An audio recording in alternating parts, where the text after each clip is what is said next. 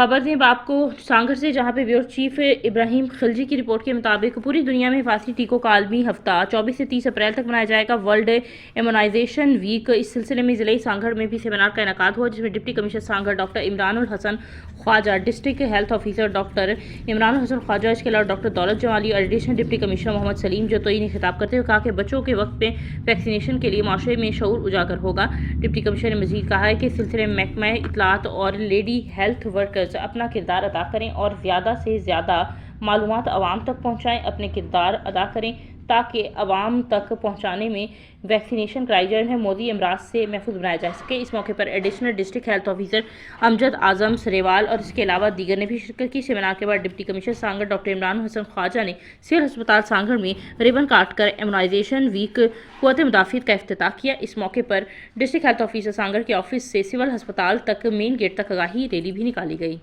खबर ने मोरो से सिंधी अल्ताफ सोमरू की रिपोर्ट के मुताबिक मोराई वेलफेयर फोरम की एक कोर कमेटी का इजलास सिदरा सिटी में असदुल्ला मेमन के घर में मुनक़िद हुआ, जिसमें फैसला किया गया कि 1 मई 2024 को होने वाली मेडिकल नेशन हाईवे पर वाक़या मेट्रो होटल में मुनक़िद की गई है। इसमें सिर्फ वही दोस्त और मेहमान शिरकत करेंगे जिन्होंने रजिस्ट्रेशन के लिए एक नाम दर्ज करवाया। इसके अलावा कमेटी के अरकान ने मेट्रो होटल का भी दौरा किया। इजलास की शुरा में मुनीर अहमद, काजी अल्लाह, असदुल्ला और इसके अलावा दीगर ने भी शिरकत की। खबरें थी दिलताब सोमरू की रिपोर्ट के मुताबिक आपको आगाह करें, जीत नाज़रीन आपको आगाह करते चलें नौशहरा फ़िरोज़ से, जहां पर सिंध यूनिवर्सिटी कैंपस नौशहरा फ़िरोज़ के vice chancellor professor doctor Azhar Ali Shah ने गवर्नमेंट डिग्री कॉलेज मोरो में तलबा के लिए कैरियर काउंसलिंग के मौके पर लेक्चर दिया। और दुनिया में आपको बताएं कि उन्होंने कहा कि 18,000 के करीब पेशे हैं, इसलिए डॉक्टरी और इंजीनियरिंग पर दुनिया ख़त्म नहीं होती, लेकिन हमारे तलबा को दीगर 1000 पेशों पर भी गौर करना चाहिए और दिलचस्पी लेनी चाहिए,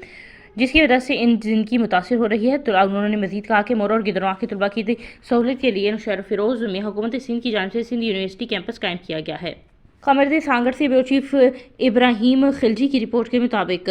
सांगड़ प्यार की शादी करने वाला जोड़ा तहफ़्फ़ुज़ के लिए नेशनल प्रेस क्लब पहुंच गया। ऐसी रजामंदी खुशी से हम कोर्ट मैरिज की दोनों की तरफ को ख़तरनाक तहफ़्फ़ुज़ दिया जाए। गुल जैन खासकेली की press conference Sanghar press club में नए नवेले जोड़े की प्रेस कॉन्फ्रेंस करते हुए कहा कि हम दोनों अपनी मर्ज़ी से शरीयत मोहम्मदिया के तहत सांगड़ में रस्म निकाह के ख्यालात का इजहार किया। इसके अलावा दीगर ने भी आपको बताते चलें कि तहफ़्फ़ुज़ मुहैया किया जाए।